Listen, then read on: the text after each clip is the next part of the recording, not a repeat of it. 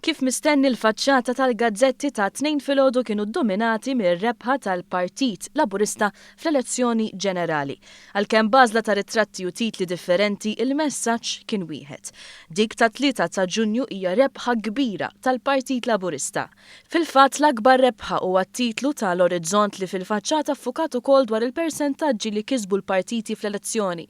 Jissemmew ukoll iċ-ċelebrazzjonijiet u tkun kwotata l-istorja esklusiva ta' One News li t-tmexxija tal-PN se tirreżenja.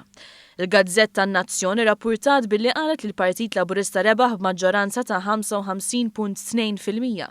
Jikwotaw ukoll il-kap tal-Partit Nazzjonalista Simon Busuttil li f'intervista fuq Net Television qal li rridu nżommu ħajja il-fjamma li xelna.